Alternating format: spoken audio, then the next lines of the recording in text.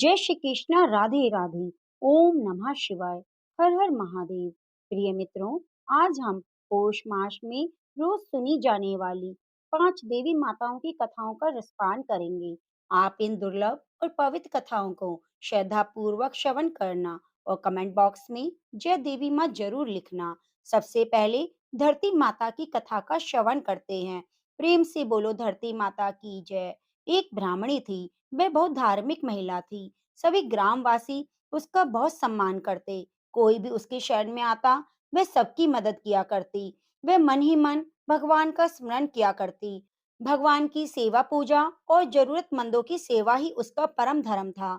एक दिन ब्राह्मणी मरकर भगवान के घर गई। वहां जाकर बोली, मुझे बैकुंठ का रास्ता बता दो। स्वर्ग से एक दूत आया। बोला, ब्राह्मणी आपको क्या चाहिए?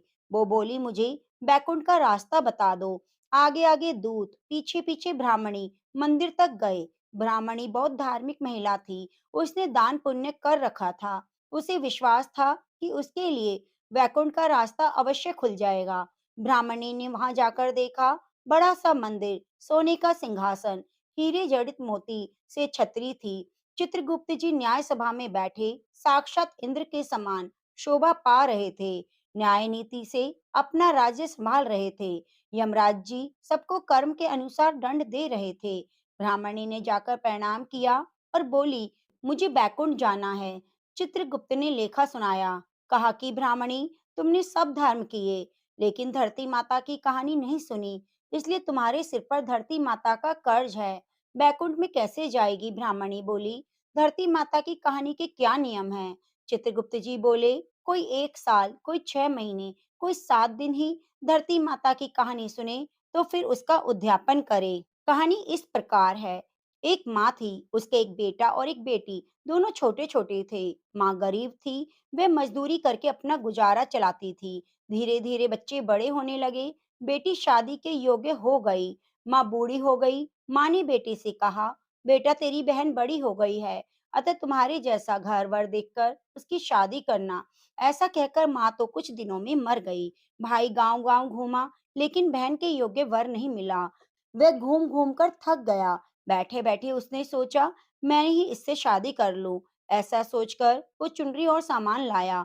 बहन ने कहा, ये सब सामान क्यों लाया? भाई बोला, तेरी शादी है। मोहल्ले वालों ने बहन से कहा, तुम्हारा भाई ही तुमसे शादी कर रहा है। बहन ने भाई से पूछा, मेरी शादी किससे हो रही है? भाई कुछ नहीं बोला। तो बहन समझ गई। उसने एक लोटा लिया, चुनरी ली और चप्पल पहनकर जंगल में रवाना हुई। गाय के ग्वालों ने पूछा, वन में क्यों जा रही हो? वे कुछ नहीं बोली। वन में जाकर धरती माता को पुकारने लगी। बोली, हे माँ, तू ही मेरी लाज रखना, नहीं तो अन्याय हो जाएगा। मैं क्या करूं? मुझे अपनी गोद में ले लो, नहीं तो यहीं पर मर जाऊंगी। धरती माँ फटी और बहन को एक तरफ लोटा, चुनरी और चप्पल रख दिए। वह धरती में जाने लगी। इतने में दौड़ता हुआ भाई वन में आया और ग्वालों से पूछा, उसकी बहन किस तरफ गई? ग्वालों ने कहा, तेरी बहन उधर गई। वह बहन बहन पुकारता हुआ दौड़ा तो बहन धरती माता के अंदर समा रही थी। थोड़े बाल बाहर दिखाई दे रहे थे। उसने बहन के बाल मुट्ठी में पकड़े और रोने लगा, बहन तू सत के लिए धरती माता की गोद में समा गई। मेरी बुद्धि भ्रष्ट हो गई थी। माँ का वचन निभाने के लिए मेरे जैसा कोई वर नहीं मिला, इसलिए ऐसा विचार आया। परंतु धरती माता ने सत्य के लिए बेटी को अपने अंदर समा लिया। जो बाल बाहर थे वे दाब हो गए। इसलिए औरतें कहानी सुनती हैं और लोटा चप्पल चुनरी एक बर्तन में हरे मूंग और एक लड्डू कुंवारी कन्या को देंगी। उसको धरती माता सुखी रखेगी। हे धरती माता, जैसे आपने बहन का सत रखा, ऐसे सब किसी का रखना। कथा को सुनने वाले, हुंकारा भरने वाले और कहने वालों का रखना। प्रेम से बोलो, जय धरती माता। प्रिय मित्रों, अब श्रवण करते हैं गाय माता की कथा। ये कथा भीष्म पितामह ने युधिष्ठिर को सुनाई थी। असल में भीष्म पितामह का कहना था कि गाय का मूत्र और गोबर इतना गुणवान है कि इससे हर रोग का निवारण हो सकता है। इतना ही नहीं, इसमें माँ लक्ष्मी का वास है, इसलिए इसे बहुत शुभ माना जाता है। एक बार लक्ष्मी जी ने मनोहर रूप यानी बहुत ही अद्भुत रूप धारण करके गाय के एक झुंड में प्रवेश कर लिया और उसके सुंदर रूप को देखकर गायों ने पूछा, हे देवी, आप कौन हैं? कहाँ से आई हैं? गायों ने भी कहा कि आप पृथ्वी की अनुपम सुंदरी लग रही हैं। तब गायों ने एकदम से कहा, सच-सच बताओ, आखिर तुम कौन हो? तुम्हें कहाँ जाना है? तब लक्ष्मी जी ने विनम्रता से गायों से कहा कि तुम्हारा कल्याण हो। असल में मैं इस जगत में, संसार में लक्ष्मी के नाम से प्रसिद्ध हूँ। सारा जगत मेरी कामना करता है, मुझे पाना चाहता है। मैंने दैत्यों को छोड़ दिया था, इसलिए वे सदा के लिए नष्ट हो गए। इतना ही नहीं, मेरे आश्रय में रहने के कारण इंद्र, सूर्य, चंद्रमा, विष्णु, वरुण और अग्नि आदि सभी देवता सदा के लिए आनंद भोग रहे हैं। इसके बाद माँ लक्ष्मी ने कहा कि जिनके शरीर में मैं प्रवेश नहीं करती, वे सदैव नष्ट हो जाते हैं। अब मैं तुम्हारे शरीर में निवास करना चाहती हूँ। लेकिन इसके बाद भी अभी कथा खत्म नहीं हुई थी, क्योंकि गायों ने अब तक माँ लक्ष्मी को अपनाया नहीं। गायों ने क्यों नहीं अपनाया माँ लक्ष्मी को? देवी लक्ष्मी की इन बातों को सुनने के बाद गायों ने कहा, तुम बड़ी चंचल हो, इसलिए कभी कहीं नहीं ठहरती। इसके अलावा तुम्हारा बहुतों के साथ एक जैसा संबंध नहीं, इसलिए हमें तुम्हारी इच्छा नहीं। तुम्हारी जहाँ भी इच्छा हो, तुम चली जाओ। तुमने हमसे बात की, इतने में ही हम अपने आप को तुम्हारे कृतार्थ यानी तुम्हारा आभारी मानते हैं। गायों के ऐसा कहने पर लक्ष्मी ने कहा कि ये तुम क्या कह रही हो? मैं दुर्लभ और सती हूँ, मुझे पाना आसान नहीं, पर फिर भी तुम मुझे स्वीकार नहीं कर रही। आखिर क्या कारण है? यहाँ तक कि देवता, दानव, मनुष्य सभी कठोर तपस्या करके मेरी सेवा का सौभाग्य प्राप्त करते हैं। तुम भी मुझे स्वीकार करो। वैसे भी इस संसार में कोई ऐसा नहीं जो मेरा अपमान करता हो। यह सब सुन गायों ने कहा कि हम तुम्हारा अपमान या अनादर नहीं कर रहे, केवल तुम्हारा त्याग कर रही हैं, और वह भी सिर्फ इसलिए क्योंकि तुम्हारा मन बहुत चंचल है। तुम कहीं भी जमकर नहीं रहती, एक स्थान पर रुकती नहीं, इसलिए अब बातचीत करने से लाभ नहीं। तो तुम जाना चाहती हो, वहां जा सकती हो। इस तरह गायों ने माँ लक्ष्मी का त्याग कर दिया, क्योंकि गायों को मालूम था कि लक्ष्मी जी कभी भी किसी के पास नहीं रहती, वे पूरे संसार में घूमती हैं। और फिर भी माँ लक्ष्मी ने हार नहीं मानी। इतना सब होने के बाद भी वार्तालाप जारी रखी। अब आखिर में माँ लक्ष्मी ने कहा, गायों, तुम दूसरों को आदर देने वाली हो। यदि तुमने मुझे त्याग दिया तो सारे जगत में मेरा अनादर होने लगेगा, इसलिए तुम मुझ पर भी कृपा करो। मैं तुमसे केवल सम्मान पाना चाहती हूँ। तुम लोग सदा सबका कल्याण करने वाली, पवित्र और सौभाग्यवती हो। मुझे भी बस आज्ञा दो कि मैं तुम्हारे शरीर के किस भाग में निवास करूं। इसके बाद गायों ने अपना मन बदल लिया। गायों ने कहा, हे यशस्वनी, हमें तुम्हारा सम्मान अवश्य ही करना चाहिए, इसलिए तुम हमारे गोबर और मूत्र में निवास करो, क्योंकि ये दोनों वस्तुएं ही परम पवित्र हैं। तब माँ लक्ष्मी ने कहा, धन्यवाद और धन्य भाग मेरे, जो तुम लोगों ने मुझ पर अनुग्रह किया, यानी मेरे प्रति इतनी कृपा दिखाई। मैं अवश्य ऐसा ही करूंगी। मैं सदैव तुम्हारे गोबर और मूत्र में निवास करूंगी। सुखदायिनी गायों, अर्थात सुख देने वाली गायों, तुमने मेरा मान रख लिया, अतः तुम्हारा भी कल्याण हो। बस यही वजह है कि गाय की इन दोनों वस्तुओं को लक्ष्मी रूप में माना जाता है। हे गौ माता, जो भी आपकी इस कथा को पढ़ रहा है, सुन रहा है, हुंकारा भर रहा है, आप उनके ऊपर अपनी कृपा सदैव बनाए रखना। प्रेम से बोलिए, जय गाय माता। आइए अब श्रवण करते हैं तुलसी माता की कथा। तुलसी को हरि प्रिया कहा जाता है। भगवान विष्णु बिना तुलसी के अपनी कोई भी पूजा स्वीकार नहीं करते, भोग भी तुलसी के बिना स्वीकार नहीं करते। एक बुढ़िया माई तुलसी जी को रोज सींचती और कहती, हे तुलसी माता, सत की दाता, मैं तेरा बिल्ला सींचती हूँ, मुझे बहू दे, पीतांबर की धोती दे, मीठा मीठा घास दे, बैकुंठ में बास दे, चटक की चाल दे, पटक की मौत दे, चंदन की काठ दे, रानी का राज दे, दाल भात का भोजन दे, ग्यारस की मौत दे, किशन जी का कांधा दे। अब तुलसी माता यह सुनकर सूखने लगी। भगवान ने पूछा, हे तुलसी, तुम क्यों सूख रही हो? तुलसी माता ने कहा, एक बुढ़िया रोज आती है और यही बात कह जाती है, मैं सब बात तो पूरा करूं, लेकिन कृष्ण का कांधा कहाँ से लाऊं? तो भगवान बोले, जब वो मरेगी तो मैं अपना कंधा दे जाऊंगा, तू बुढ़िया माई से कह देना। तब बुढ़िया माई मर गई, सब लोग आ गए। जब माई को ले जाने लगे तो वह किसी से ना उठी। कहने लगे, जाने कौन से पाप की माला जपती थी, इतनी भारी हो गई। तब भगवान एक 12 वर्ष के बालक के रूप में आए। बालक ने कहा, मैं कान में एक बात कहूंगा, बुढ़िया माई उठ जाएगी। बालक ने कान में कहा, बुढ़िया माई मन की निकाल ले, पीतांबर की धोती ले, मीठा मीठा घास ले, बैकुंठ का बास ले, चटक की चाल ले, पटक की मौत ले, किशन जी का कांधा ले। यह सुनकर बुढ़िया माई हल्की हो गई। भगवान ने बुढ़िया माई को कांधा दिया और बुढ़िया माई की मुक्ति हो गई।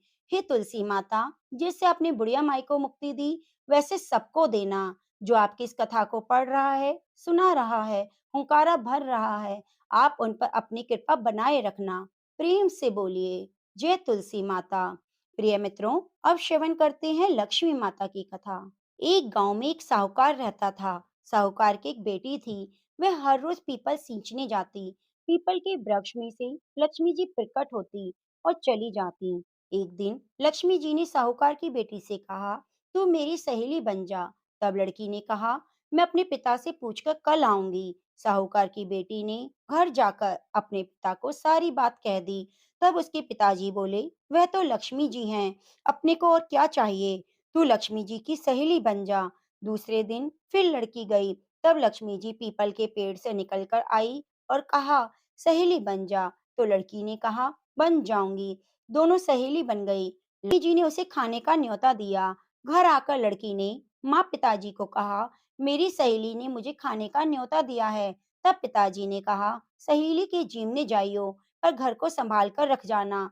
तब वह लक्ष्मी जी के यहाँ जीमने गई तो लक्ष्मी जी ने उसे शाल दुशाला ओढ़ने के लिए दी, रुपए दिए, सोने की चौकी दी, सोने की थाली में 36 प्रकार का भोजन कराया।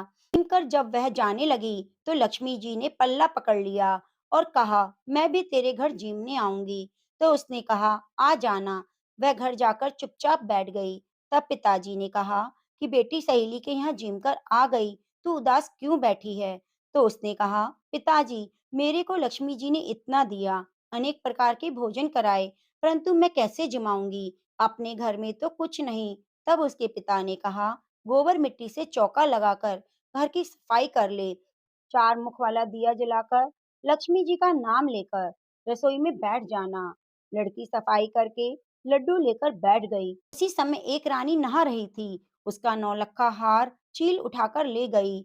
उसके घर वह नौलखा हार डाल गई और लड्डू ले गई। बाद में वह हार तोड़कर बाजार में गई, सामान लाने लगी तो सुनार ने पूछा, क्या चाहिए। तब उसने कहा, सोने की चौकी, सोने का थाल, शाल दुशाला दे दो, मोहर दे दो, सामग्री दे दो, 36 प्रकार का भोजन हो जाए, इतना सामान दे दो। सारी चीजें लेकर बहुत तैयारी की, रसोई बनाई।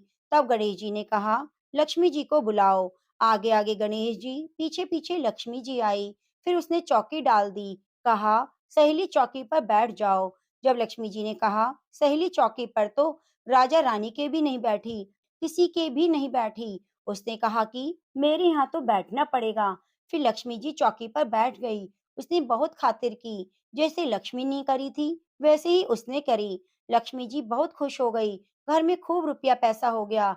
लक्ष्मी के भंडारे भर गए। साहूकार की बेटी ने कहा, मैं अभी आ रही हूँ, तुम यहीं बैठी रहना। और वह चली गई। लक्ष्मी जी गई नहीं, चौकी पर बैठी रही। उसको बहुत दौलत दी। हे लक्ष्मी माता, जैसे तुमने साहूकार की बेटी को दिया वैसे सबको देना। कहते सुनते हुंकारा भरते अपने सारे परिवार को देना। पीहर में देना, ससुराल में देना, बेटे पोतों को देना। हे लक्ष्मी माता, सबका कष्ट दूर करना, दरिद्रता दूर करना, सबकी मनोकामना पूर्ण करना।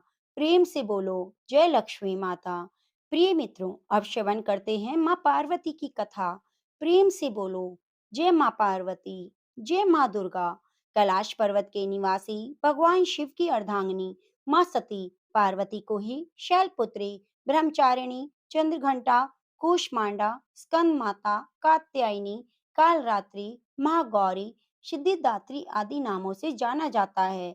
इसके अलावा भी माँ के नाम हैं, जैसे दुर्गा, जगदम्बा, अम्बे, शेरावाली। आदि सतयुग के राजा दक्ष की पुत्री पार्वती माता को शक्ति कहा जाता है। पार्वती नाम इसलिए पड़ा कि वह पर्वतराज, पर्वतों के राजा की पुत्री थी, उनकी राजकुमारी थी। लेकिन वह भस्म रमाने वाले योगी शिव के प्रेम में पड़ गई। शिव के कारण ही उनका नाम शक्ति हो गया। पिता की अनिच्छा से उन्होंने हिमालय के इलाके में रहने वाले योगी शिव से विवाह कर लिया।